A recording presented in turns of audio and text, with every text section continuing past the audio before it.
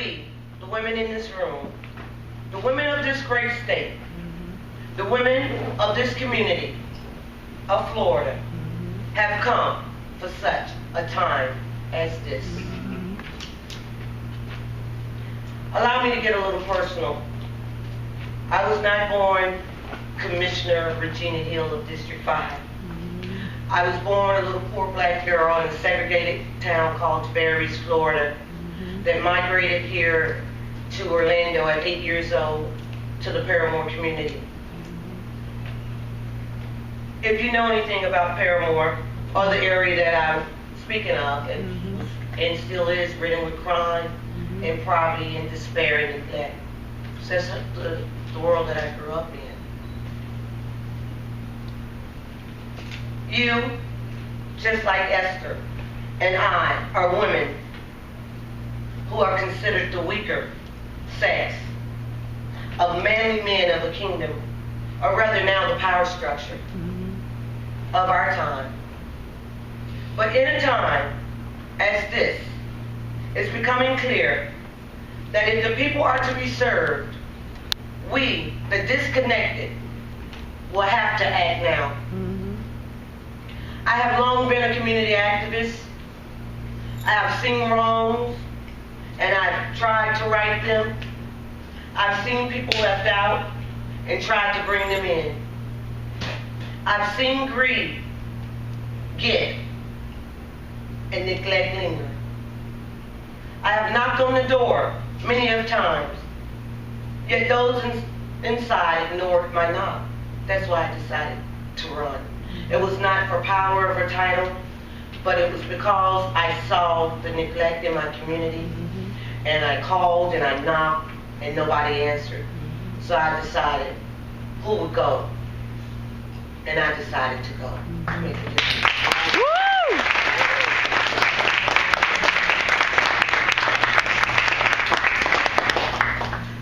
So many of you know about my past. You've heard it on the news or read it in newspapers. And when I decided to go, I knew politics. I've never been a politician, but I knew the culture of it. And I knew that many things would surface. But I knew that the community I wanted to serve needed someone to go. And for almost a decade, nobody went. So I was willing to put myself on the line and, like Esther, not worry about escape. So I decided not to think of myself that I might escape. I have decided that if I hold my peace at this time, like many of you in here today, that our houses and my mother's and your mother's houses and the people homes whom we love and the communities that we love shall suffer. It is clear that our state needs help. Let us read the barometer. It's low. Consider the youth. Florida ranks 48 or maybe 49th in our state in education in the nation. Consider our health care. The governor rejected federal dollars to provide health insurance to millions. Consider our environment. Our leaders deny global warming exists, even though the experts tell them that many coastal cities are threatened by rising seas. Consider our dependence on fossil fuels. While Florida is a sunshine state, a peninsula that sits between the Atlantic and the Gulf of Mexico. Where are the wind turbines? Where are the solar panel farms?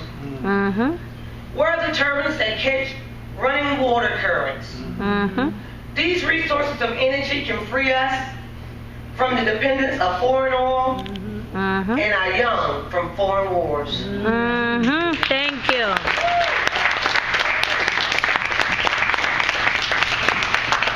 So our people are in trouble. Danger looms. And we are being called upon to act for such a time as this. I love Orlando. I love Florida. I love the people of Florida. But we women of Florida rank 23rd when it comes to women in elected executive positions. When do we break that glass ceiling and maybe one day become governor? We have not had a female U.S. Senator since Paula Hawkins left office in 1987. Wow. Nearly 3 decades have passed. Only 20% of our elected executive positions are held by women. Yet, there are more of us in Florida than there are men. Mm-hmm. Now, if we are the majority, yet when it comes to elected officials, we are the minority, then something is tragically wrong. Yes, it is. When I examine this reality, I ask myself the question, what does this mean? This means we simply do not believe that we as women may be capable of holding the reins of power. This means that we as women do not realize our own strength, and therefore we have neglected to exercise our power at the polls. Now let it be known that I love and respect all human beings, no matter the hue of the skin, the gender of appeal, or the force of nature. I really do. I'm a nurse, and that's why I put myself out there on the line like that, because not only did I want to make a difference, but I love people. And I love making a difference and see people empowered. Nevertheless, I have heard the call, and I've seen the written decree, and I know what time it is. And I know that we have a responsibility to act for such a time as this. Wow. It's up to us women. It's time for us to get in line and march forward. It's our time. We must ignite young girls. We must ignite the millennium of generations that is coming of age. We must ignite stay-at-home moms, our blue-collar women that's working, our women executives in suits, our retired elderly seniors. We must ignite each and every one of us. We must ignite them in a way that we're now passing the torch of freedom. And I truly believe this. We must ignite them in their burning desire to vote for women. Because oftentimes, we as women have a hard time trusting women, or growing with women and uniting them with women. There's power in forces. There's power in unity. Women, we have been called for such a time as this. When I think about school children, I know we need the woman perspective. Yes. Representatives of the 67 school boards across this state, we need women. When I look at the living conditions of people in the inner city, suburbs, rural areas, I know we need a woman's perspective to represent us on numerous city councils and county boards and city commissions. We need women. When I look to Tallahassee, I know we need more women representing us both in the State House and in the State Senate. We need more than one woman's perspective. We need a cabinet full of women.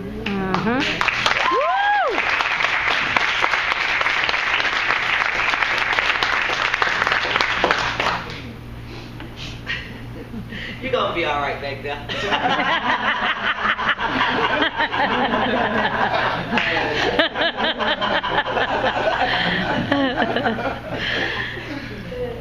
We need a U.S. Senator who understands Florida from a woman's perspective. Yes, yes, yes. And yes, what is that address? 1600 Pennsylvania Avenue. Yes, all the way to the White House. And her name is Hillary Clinton.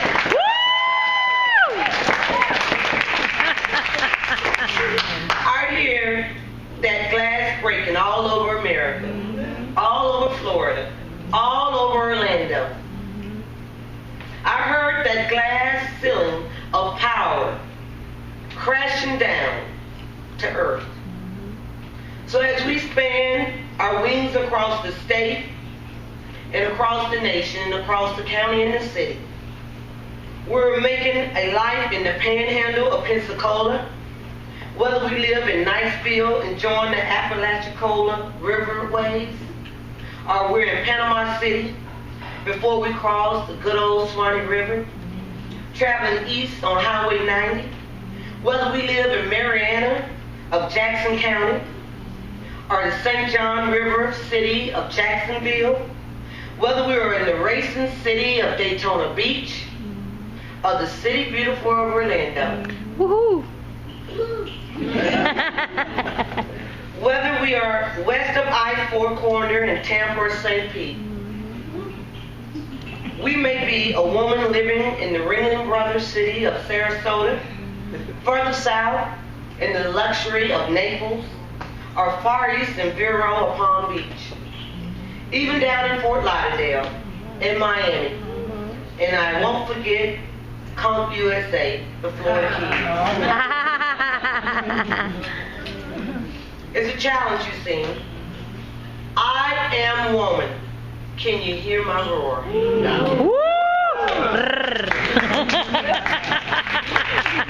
And the numbers are too big to ignore. We have power. I know too much to go back and pretend, and you know too much to go back and pretend. Yes. Because I've heard it all before. I've been down there on the floor, and no one's ever going to keep us down again. We have been called for such a time as this.